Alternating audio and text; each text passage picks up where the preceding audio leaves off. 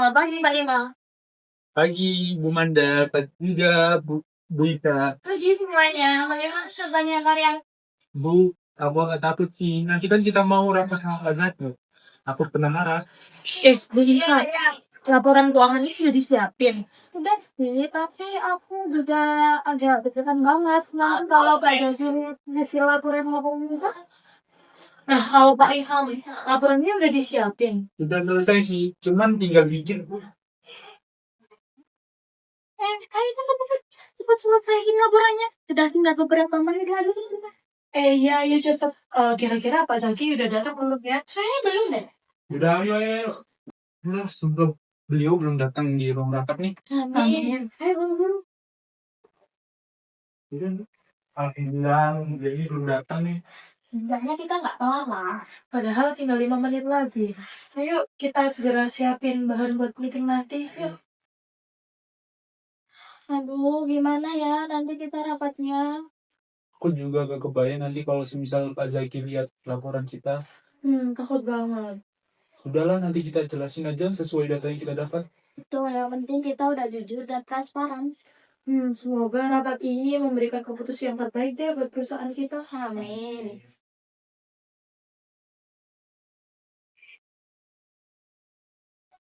Selamat pagi Pak.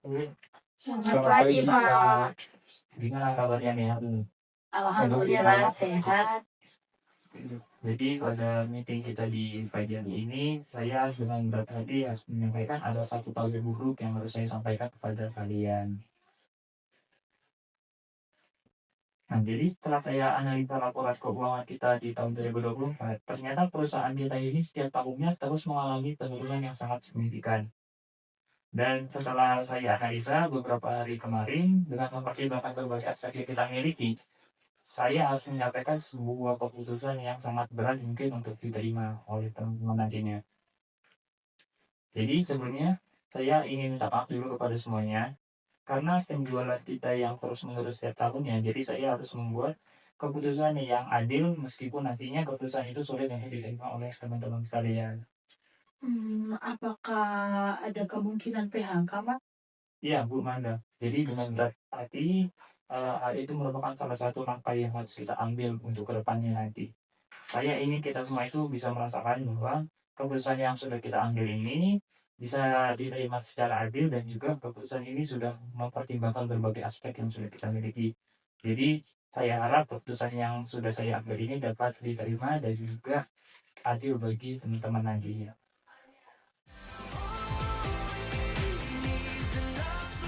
Pak Jati, saya ingin bertanya, terus bagaimana caranya di saat kita mengambil keputusan ini itu tidak menghancurkan semangat para karyawan lainnya? Oke, jadi untuk itu sebenarnya saya juga ingin mengajak divisi lain untuk membicarakan hal ini. Nah, jadi karena kita juga kan harus transparan kepada teman-teman sekalian bahwa kita juga menghargai setiap individu yang ada di perusahaan ini. Tapi Pak, saya punya saran nih. Kita tuh harus menentukan kriteria dulu seperti apa, kayak kinerjanya itu seperti apa, kemudian masa kerjanya itu seperti apa, atau hal lain yang menjadi pertimbangan untuk mem-PHK si karyawan tersebut. Nah, saya juga punya saran nih, Pak. Di sini kita itu perlu menetapkan kriteria yang jelas.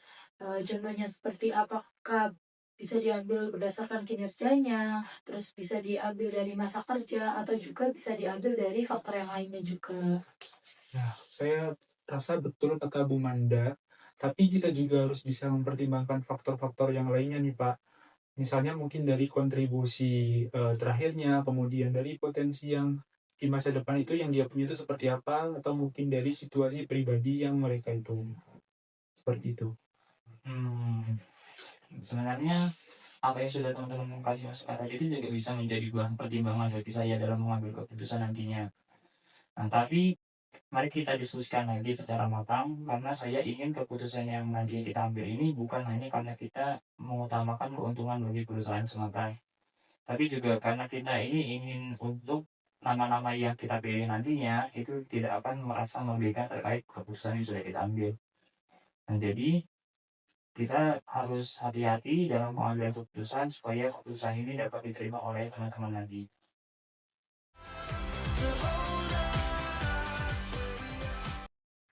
Nah, itu bagaimana sih Pak cara kita menyampaikan hal tersebut kepada karyawan agar mereka itu merasa lebih dihargai?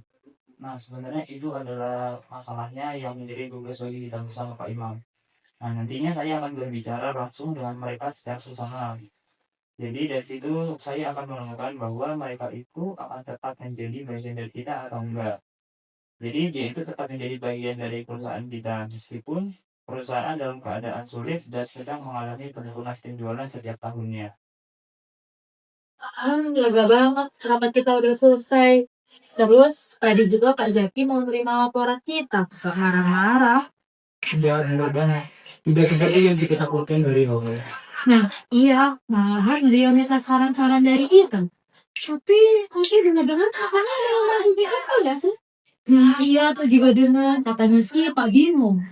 Iya, pastinya iya. Iya. Semoga dia bisa menerima dan dia dapat pekerjaan yang lebih baik dari us. Amin. Tidak ada Allah, dari kita bisa kembali seperti semula. Nah, ya, ayo kita masuk. Udah telat nih.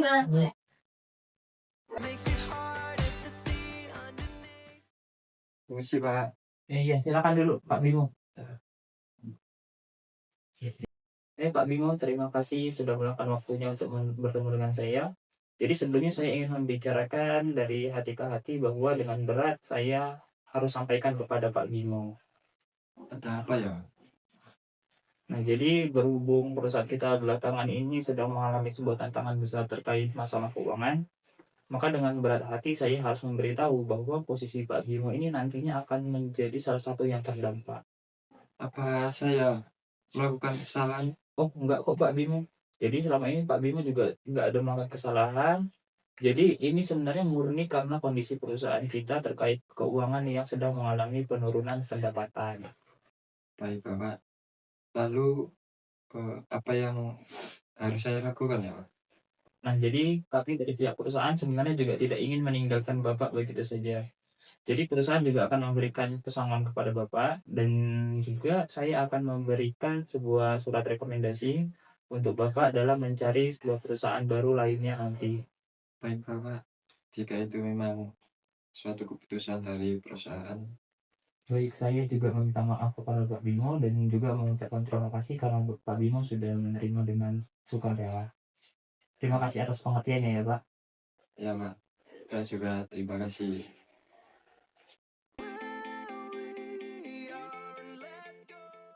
Ya teman-teman, jadi saya tahu beberapa hari belakangan ini ternyata sangat berat bagi kita semua. Jadi kita juga baru kehilangan rekan kerja kita yaitu Pak Bimo. Sebenarnya dia ini bukan hanya sekedar karyawan di perusahaan kita, tapi saya anggap itu sudah seperti keluarga bagi kita semua. Keputusan ini bukanlah hal yang mudah bagi manajemen perusahaan kita. Jadi kita sadar sebenarnya setiap orang yang bekerja itu di tempat ini bukan hanya memiliki tanggung jawab, tapi juga keluarga dan kehidupan yang harus mereka jalani baik di dalam maupun di luar perusahaan nantinya. Oleh karena itu, saya ingin kalian tahu bahwa sebenarnya keputusan ini benar-benar diambil melalui pertimbangan panjang yang sudah saya lakukan sebelumnya bersama teman-teman. Kita boleh bersedih, tapi jangan sampai kita kehilangan harapan untuk bangkit ke depannya. Jadi kita harus tetap kuat sebagai satu tim. Mereka yang meninggalkan perusahaan kita ini bukan berarti tidak lagi menjadi bagian dari perjalanan kita. Mereka juga tetap bagian dari sejarah bagi perkembangan perusahaan kita di depannya. Dengan kondisi seperti ini, apa yang harus kita lakukan agar perusahaan kita bisa bangkit lagi? Saya takut nantinya ada di PHK lagi. Itu pertanyaan yang sangat bagus, Bu. Jadi yang pertama sebenarnya kita harus menguatkan mental dan juga komitmen untuk perubahan bagi perusahaan kita. Jadi kita ini nggak boleh panik agar perusahaan kita ini dapat bangkit kembali. Dan yang kedua, kita juga harus bekerja lebih keras dan juga bekerja secara cerdas. Perusahaan bisa bertahan kalau kita semua berkolaborasi dan saling mendukung satu sama lainnya. Jadi tidak ada tuh yang namanya kita bekerja secara sendiri-sendiri. Jadi kita harus sering berdiskusi memberikan ide, dan tidak takut dalam menyampaikan kritik yang dapat membangun usaha perusahaan kita lebih baik lagi ke depannya. Kita juga harus memperbaiki cara kerja kita. Efisiensi tetap menjadi kunci, yaitu dengan mengurangi pemborosan, memperbaiki proses produksi perusahaan kita, dan juga meningkatkan kualitas pelayanan serta fokus pada apa yang menjadi kekuatan perusahaan kita pada saat ini. Jadi, jika kita bisa melewati masalah sulit ini nantinya secara bersama-sama, saya sangat yakin bahwa perusahaan kita ini akan kembali stabil dan maju lagi ke depannya. Bahkan, saya yakin bahwa kita bisa lebih kuat daripada sebelumnya. Ayo, semangat, semangat, semangat, semangat. If you don't know where to start, just hold on and don't run. Baik Bapak Ibu, jadi sekarang kita masuk ke sesi inti dari rapat kita di hari ini. Jadi kita ini harus menentukan langkah strategis bagi perusahaan kita untuk membenarkan apa yang sudah menjadi masalah sebelumnya. Jadi saya sebenarnya ingin mendengar solusi dari masing-masing divisi, terutama dari divisi produk dan juga divisi HRD. Jadi untuk yang pertama saya mempersilakan kepada Pak Imam selaku dari divisi produk untuk menyampaikan terkait rencana ke depannya. Baik Pak, terima kasih atas kesempatannya. Jadi di sini dari sisi produk, saya melihat bahwa salah satu penyebab penurunan penjualan adalah kurang inovasi dari produk kita sendiri, di mana dalam beberapa bulan terakhir tidak ada pembaruan. Jadi konsumen itu merasa bosan dan beralih ke kompetitor. Nah, saran saya adalah melakukan diversifikasi produk, di mana ada 3 langkah utama yang akan saya lakukan. Nah, yang pertama adalah memperluas variasi produk dengan cara menambahkan fitur, kemudian membuat versi ekonomi, serta menyasar segmen produk yang berbeda. Kemudian yang kedua adalah mengembangkan desain baru, seperti kan sekarang masyarakat itu sangat memperhatikan tampilan ya Pak. Nah, dengan desain baru yang lebih modern, produk kita itu akan lebih menarik mereka gitu. Jadi nanti mereka itu akan mau membeli produk kita dan penjualan kita itu akan naik. Kemudian yang terakhir atau yang ketiga adalah riset tren pasar, di mana kita perlu tahu apa sih yang sedang diminati oleh konsumen saat ini. Jadi, jangan hanya memproduksi berdasarkan kebiasaan saja, atau mungkin tidak ada pembaharuan produk sama sekali. Wah, bagus sekali idenya dari Pak Imam. Apa bisa dijelaskan lebih detail terkait konsep produk baru yang dirancang oleh Pak Imam ini? Baik Pak, jadi implementasinya di sini misalnya produk A. Nah itu dibuat versi mini untuk ingin yang harganya itu lebih murah. Kemudian yang produk B itu dikasih warna baru selain warna yang lama atau kemasan yang lebih mewah agar mereka itu juga tertarik untuk membeli.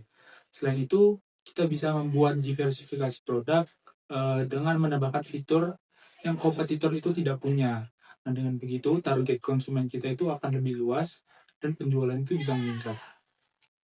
Baik, untuk selanjutnya dari sisi SDM, untuk Bung Anda bisa dijelaskan terkait rencana ke depannya dari sisi SDM gimana? Nah, terima kasih Bapak untuk waktunya. Nah, dari sisi SDM sendiri Pak, saya ini melihat masalah kita ini bukan hanya pada penjualan saja, akan tetapi juga pada, kurangnya kompetensi karyawan di bidang tertentu. Nah, karyawan kita di sini juga butuh pelatihan lanjutan. Karena selalu kemampuan mereka itu semisal kemampuan mereka itu meningkat, nah maka produktivitas juga akan ikut naik, Bapak, seperti itu. Nah, di sini saya ada 3 solusi mengenai hal tersebut. Yang pertama ada pelatihan peningkatan keterampilan atau upskilling. Nah, di sini, akan kita adakan yang pertama ada pelatihan digital marketing, ada pelatihan manajemen produksi, ada pelatihan layanan pelanggan, dan ada pelatihan penggunaan software kerja. Nah, yang kedua, yaitu meningkatkan kolaborasi antar divisi. Nah, kita di sini juga, perlu sering mengadakan koordinasi antar divisi, supaya tidak ada pekerjaan yang tumpang tindih atau, ada pekerjaan yang terlambat, seperti itu. Dan yang ketiga, yang terakhir, kita membuat evaluasi kinerja yang lebih, terstruktur lagi. Nah, dengan evaluasi yang lebih jelas dan lebih terstruktur, kita di sini bisa tahu siapa yang butuh bimbingan, siapa yang siap naik posisi, dan, siapa yang perlu diberikan pelatihan tambahan, seperti itu, Bapak. Terima kasih. Wah, bagus banget nih solusi dari Ibu Andra. Jadi sebenarnya HRD itu nggak hanya memikirkan terkait PHK, tetapi juga memastikan gimana karyawan yang kita miliki ini dapat kita kontrol dengan baik supaya menjadi lebih kuat bagi perusahaan. Oke, jadi sebenarnya masukan yang udah dikasih oleh Pak Imam dan Bu Manda ini sudah sangat baik. Itu sangat luar biasa, saya sangat mengapresiasi apa yang sudah kalian lakukan. Jadi saya harapkan ini tuh bisa dilakukan dengan baik supaya perusahaan kita dapat lebih sukses ke depannya. Jadi dengan adanya solusi itu kita akan benar-benar fokus terkait eksekusinya nanti supaya perusahaan ini dapat mengatasi permasalahan yang sudah kita alami sebelumnya. Kami juga sangat berterima kasih Bapak karena sudah diajak untuk berdiskusi bersama terkait masalah perusahaan ini. Terima kasih Pak.